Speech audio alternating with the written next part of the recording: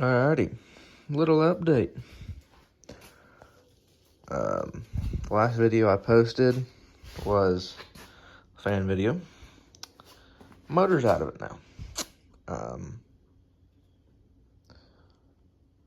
Yeah, I filmed the video changing over to a 14 tooth and a new chain on this thing, which actually I was already running a 14 tooth and didn't know it. I thought I had a 13 on it.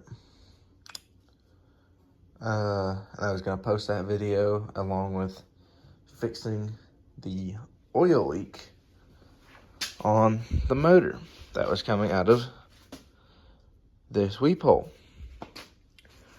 In the process, I found the camshaft that was in this bike, which is right here.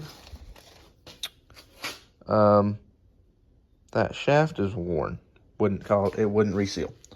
That was ultimately what I found. But now you can see the bike's completely out of the motor. That side case is torn off, and this side case is torn off. So I put a hot cam inside of here, and in the process, I was rushing and forgot to put Loctite on the 2 bolts that hold the cam gear on.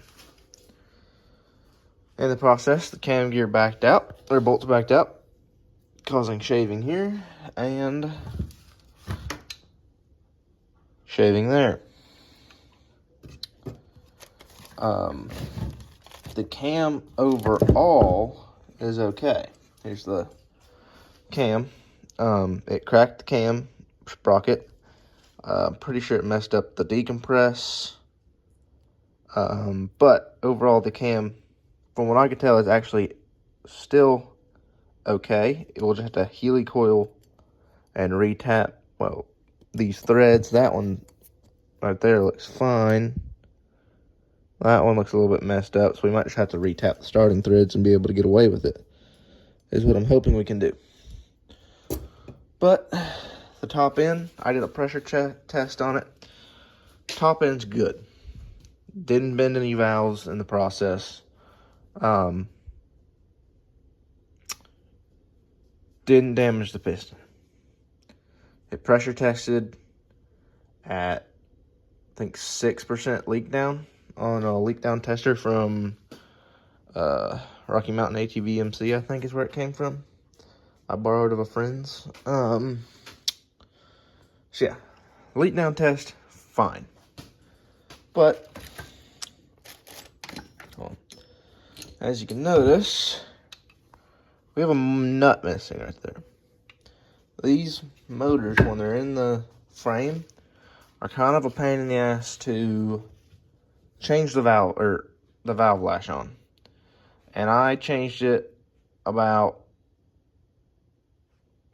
4 times on each side, maybe a little bit more, to try to make sure it was right, because I kept resetting it and it kept not feeling right. And so I kept resetting it until I finally felt like it was right. But I guess in the process, this valve right here was the harder one to get to out of all of them. My guess is it just somehow didn't get tight enough, or didn't get tightened at all in that process, because there was a lot going on at that point in time. I have searched through all of the screens, filters, any oil galley that I can get into with a magnet. Can't find the nut. So, long story short, tearing down the whole engine and replacing all the bearings and doing a full cleanup.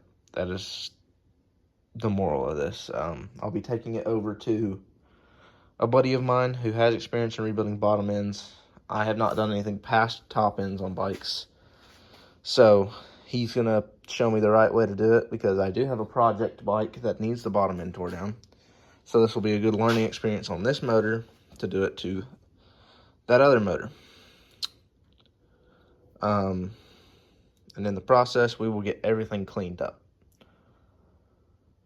It sucks that it had to happen right now, because this is prime riding weather. It's fall right now. And yeah, it sucks that it happened, but it's a learning experience that I will 100% not make again. Cam chain exploded, bent some bolts. Actually, one you can see right there, bent upward. I haven't gotten that one out yet. Broke that one off, bent that one and that one. So yeah, just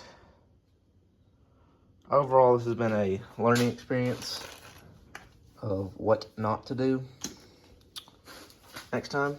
I shouldn't have gotten ahead of myself and gotten in a rush. I was excited to have it running again, excited to see how it would run with a hot cam compared to a stock cam.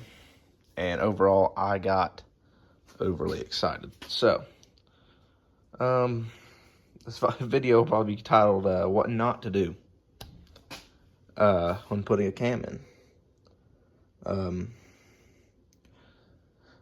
So yeah, that's a little update on the bike and motor. I'm saving up some cash to do this. In the process, if I end up with some extra cash, we might end up doing something fun with the frame.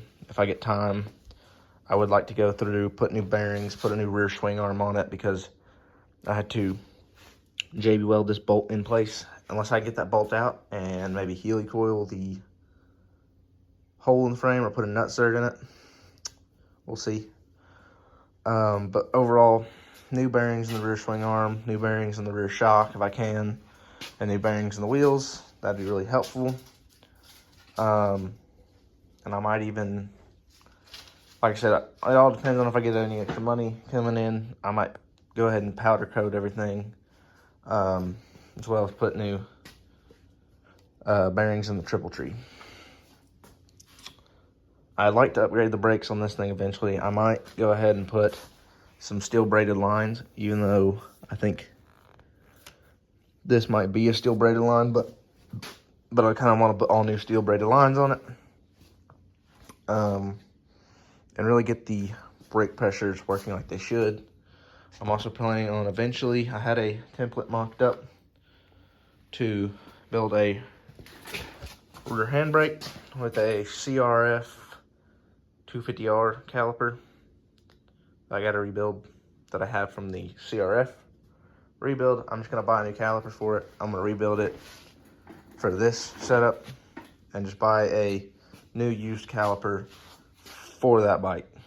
But yeah, the bike might be down for a little bit and not be able to do any riding videos. Plus, I'm still working on the mic setup for my helmet.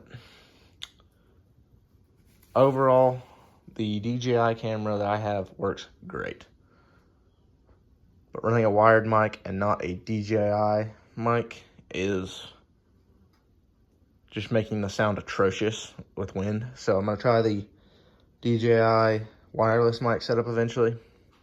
Hopefully get that set up right so we can actually do moto vlogs and have y'all on the road. I did clean up some of the wiring here while this back end was off, and I might even try to find a new tip for the exhaust, because I bought that exhaust off of eBay and it was crushed in.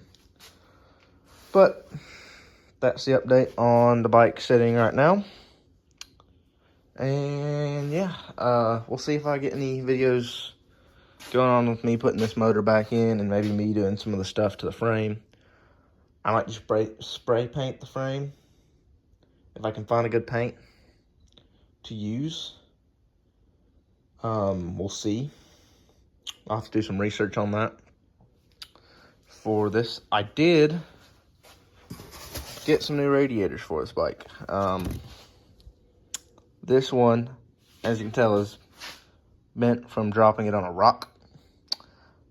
But I also think this one was leaking a little bit, so that's why I changed that. I might switch over to full black plastics on this bike right now. That's half orange, half black. The rear black ones still look good. The two side orange ones, not so well, because they have been dropped on rocks. So I might put a set of black tank plastics on it, and then a 19 front black fender and a 19 front black plate. And then we might look into, as well as doing a graphics kit on this bike. I think the black with the chrome kind of would look good. I might try to polish this and see if it'll polish out kind of like the chrome frames do. I don't know if it will, because this kind of looks like a gray paint, but we'll see. Like I said, it might just end up being that we paint this frame. Maybe not, I don't know. But yeah, that's where we stand right now with the 520. So, I'm gonna continue working on this thing, get it broke down, find out what's actually wrong with it, see how much money I actually have to spend, because it's gonna be close to $1,000, if not a little bit more.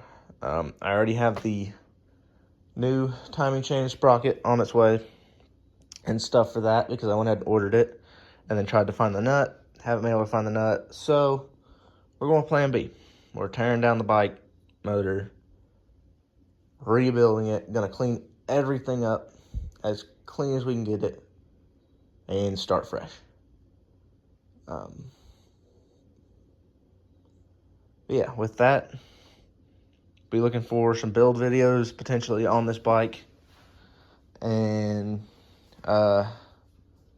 yeah, I hope we can get to build this bike together and have a good run for some videos. With that, see y'all.